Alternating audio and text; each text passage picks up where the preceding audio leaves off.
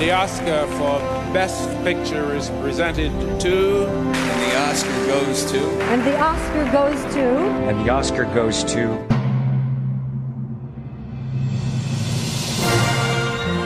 There is nothing bigger for an actor than to win an Oscar. Being nominated for an Oscar means from now until the end of recorded time, you are the Oscar-nominated Taika Waititi. You are the Oscar-winning Taika Waititi. No one can ever take that away from you. Kia ora, I'm Davina Zimmer, and today on The Detail, in the age of Rotten Tomatoes and Netflix, what relevance do the Oscars still hold? Now, unfortunately, I did not receive my invitation to the 96th Academy Awards. Instead, I'm living vicariously through Oscar veteran and Newshub's entertainment editor, Kate Roger.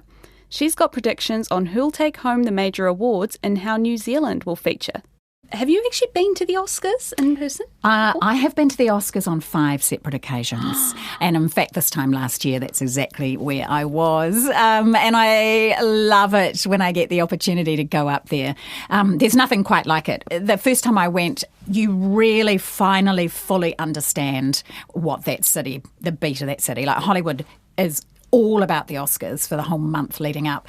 It's absolutely phenomenal to be there when they shut all the streets down around Hollywood and Highland. But it's more than that. It's just all over every single news network. The billboards are all Hollywood related and film related and Oscars related, and for your consideration as they try and tempt voters to vote for their films on huge neon billboards. So I remember sitting there going, okay, I get it. I get this is the business of movies and the business of Hollywood, and I am so here for it. Because it's almost like the Oscars themselves are like the event of the year. No, it is. No question. Besides the films and like celebrating the actual films, it's like, oh, what dresses, what designers are people going to feature? Yeah. It's a biggie. And it has been, since the beginning of Oscars recorded time. Yeah. I think it was in the 1930s, and the first Oscars, there were hardly anybody there, and it was held at the Hollywood Roosevelt, which is this iconic hotel right across the road from what was the Kodak Theatre, became the Dolby Theatre, where they hold the Oscars. So it's an iconic awards show, and probably the first to really dominate any kind of conversation around awards. I mean, now it's awards season, and I mean, countless. You've got the SAGs, you've got the DGA, the WGA, you've got the Golden Globes, the Critics' Choice, the Hollywood Critics' Choice. Then you've got all the critics' circles, and you've got the Indie Spirits and the Gothams. And it's a full season, and fascinatingly, Davina, they have full marketing arms, in fact, agencies, and their whole job simply marketing Oscars films. So they exist to help the studios when they choose what films, what actors that they're going to put forward for these awards. That's their job. Wow. Yeah, fascinating. There's also, the digital era, shall we say. There's also Rotten Tomatoes and stuff like that. Oh, yeah. Has it kind of taken away the exclusivity of the Oscars, do you think? It's so interesting, because my gut tells me that it's kind of all of those other things feed into it. It opens doors. And the Oscar goes to... Matthew McConaughey. Emma Stone, La La Land. Leonardo DiCaprio. It has been the greatest honor just to stand alongside you. That is the greatest honor of all. Thank you. That opens doors in Hollywood. And in fact, when Taika was nominated for Two Cars, One Night, along with everything he was doing with Sundance, it fundamentally does. It tells everyone in Hollywood, okay, need to keep an eye on this one. Or if you're a Clint Eastwood or a Meryl and, you just collect Oscars. God, yeah. It's a different feeling altogether, but they are important. And to answer your question in this digital age, I think, especially with live events, what we're seeing is so much engagement, negative and positive engagement, as everybody watches the awards live. Everyone's got an opinion. There's, all of these marketing arms of the PR companies in Hollywood. Their social media aspect is as important as anything else. Does the awards still mean as much both to the audience and to the recipient? How much does it still influence our movie choices? I think it does. Do you know the interesting factoid is you take a tiny film like The Zone of Interest, perhaps, that won 5 BAFTAs, I think it's up for 6 Oscars. All you have to do is look around all of the regions. The studios, if the film was released quite some time ago, will just about everywhere in every region re-release that film, and it gets a massive bump, or whether it's on streaming, they'll suddenly go, it's nominated for Oscar, I probably should have a look. Given that the 7 billion films, it feels like they get released every single year, if it's got an Oscar-nominated performance from Cillian Murphy, it's nominated for Best Film, or even, to be honest, it's got Oscar buzz, it just elevates it. It's the classic call of marketing. It just rises to the top. You take flicks.co.nz, for example, they'll always have, this is where you can watch all of the Oscar-nominated films. And people do. And we've got a lovely editor at work, Olivia, and she's just spent the last 6 weeks spending her hard-earned dollar to go and see every single Oscar-nominated film. And for some people, it's like a bingo thing. They want to go in fully equipped because they're passionate about it, and they'll go and watch all of those films. And so they feel they have a much more vested interest in the awards, but also because that's what they want to do, and they want to see what all the fuss is about. We're human beings. Part of being a human being is our appetite for drama, and often all the Oscar fuss is about more than just the films. I mean, you just don't know. You could rock up one day and, something random might happen, like Will Smith might slap someone on stage. And this year, Barbie is everywhere, and we know that Ryan Gosling is going to perform I'm Just Ken. It's going to be pretty huge. Yeah. So we know stuff that we can get excited about in a live capacity, and then we don't know whether there's going to be something of the Will Smith variety that's going to happen. The Hollywood drama really started this year when nominations were announced. Barbie received 8 nominations, not exactly a snub, but while Ryan Gosling was put forward for Best Actor and the film for Best Picture, the 2 main women driving the film were ignored. What does it take to win an Oscar? Because Greta Gerwig and Margot Robbie were famously left out of the nominations for Best Actress and Best Director.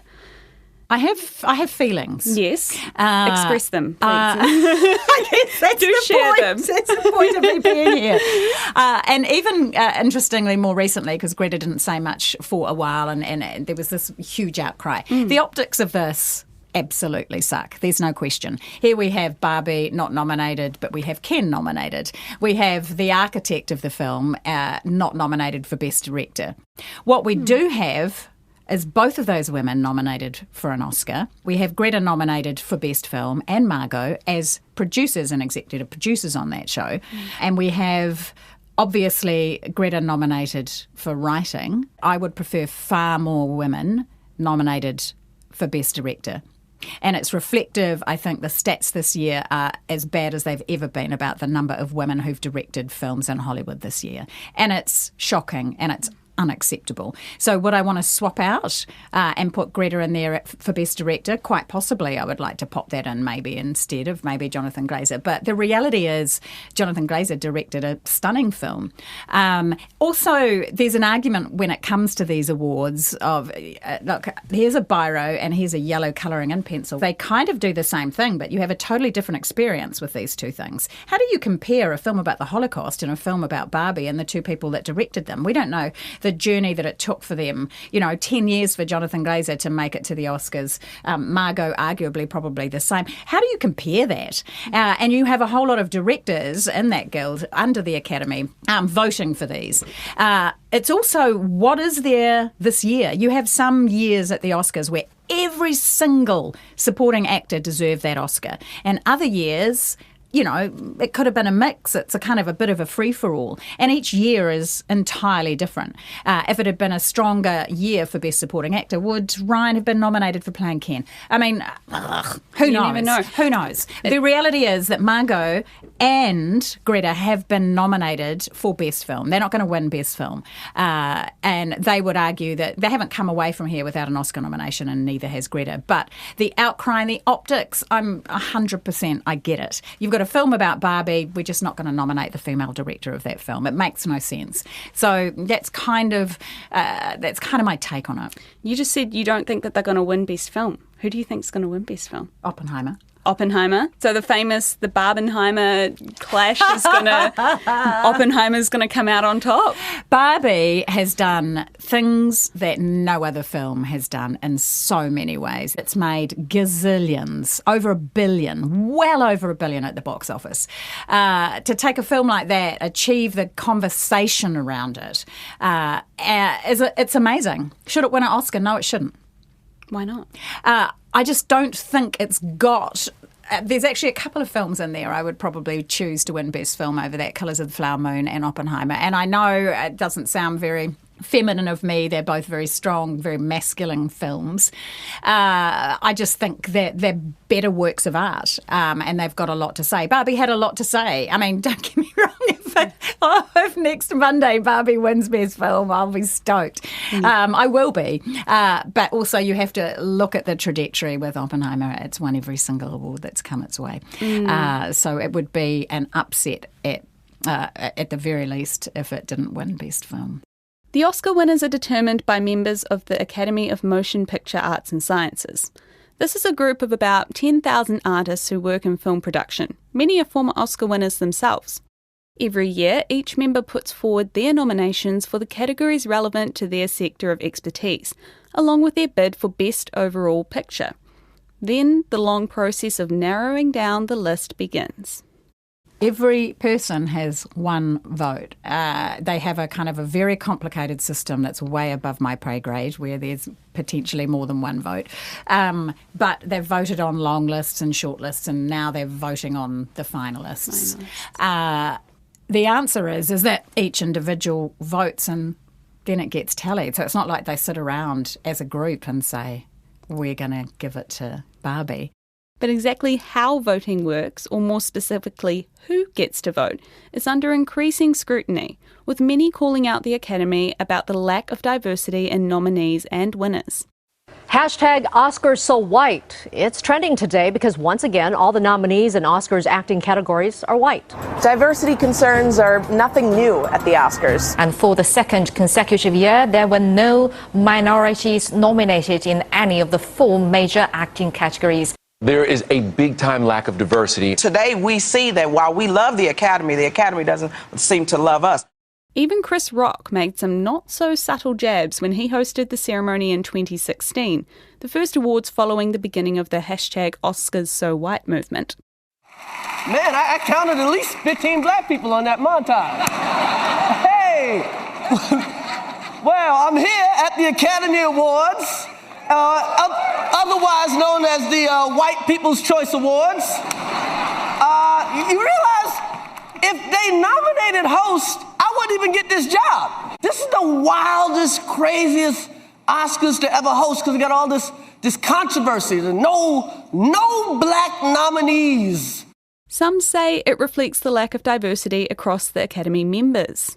I think it was in 2022, 81% of the panel were white men. Yeah, I mean, there's been a slight, obviously they've done lots, especially under the public scrutiny of trying to diversify the ranks to reflect that. There's not to say that a 72-year-old white male didn't go along to Barbie and decided that was his best film. I mean, we can't say that. But we also have to fundamentally acknowledge that representation matters because through the lens of a different person, we get a different experience out of a film, or it tells us something about ourselves, or it achieves something that no other film does, and that's what it does. And if it's through a woman's lens, whether it's through a Latino lens or a Māori lens, it's incredibly important. Do you know when people kind of make reels on Instagram or TikTok and they somehow gather a whole lot of grabs from 100 different interviews to communicate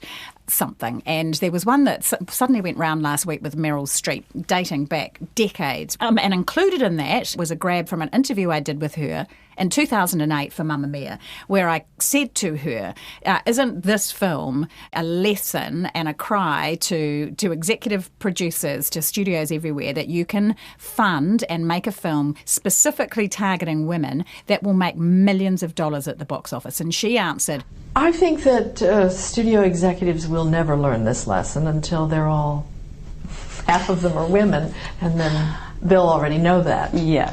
And she's absolutely right. If you don't see it through that lens personally and don't connect with it, then it can't just be a technical thing where it was shot beautifully and told beautifully, and it's got to connect. So representation absolutely fundamentally matters.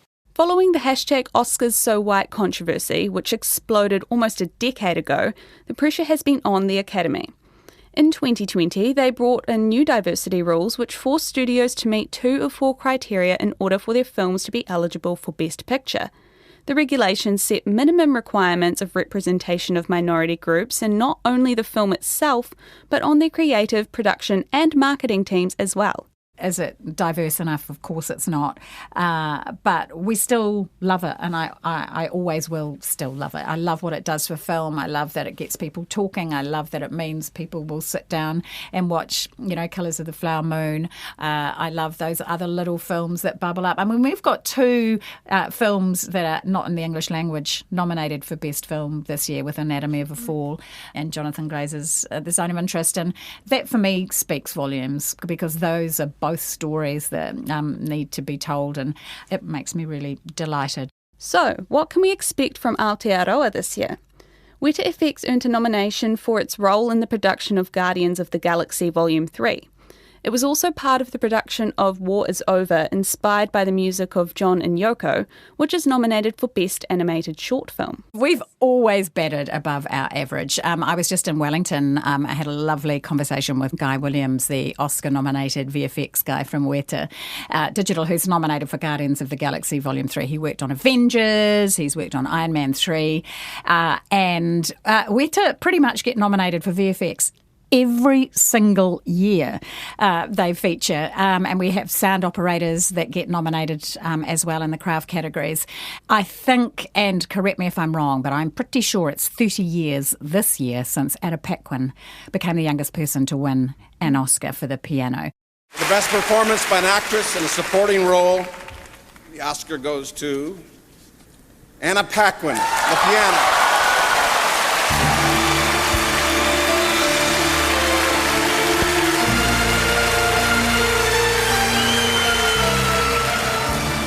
The Academy for the honour of letting me be here today. I'd like to thank Jane, Jan and Holly for making this all possible. I'd like to thank Eddie Campbell, Pat Quirk and Beanie for taking such good care of me during the making of the film. At 11, Anna Paquin was actually the second youngest. Tatum O'Neill was just 10 years old when she won hers. For a tiny little country, I think we have featured just consistently well. We've had costume designers with Nyla nominated as well, and cinematographers. So we have such amazing craftspeople in this country, and we've done phenomenally well as a direct result. Do you think we'll be seeing another Best Actor or Best Actress? I hope so. Do you have any picks? Morgana Riley has just scored a part in the season 3 of White Lotus. She's always been a phenomenal actor. My money probably goes on Thomasin McKenzie. She's quietly beavering away. Obviously, she has one of the greatest coaches and drama coaches in her mother Miranda, who's also Nicole Kidman's drama coach. So, and Thomasin's just got something. She's absolutely got something very special.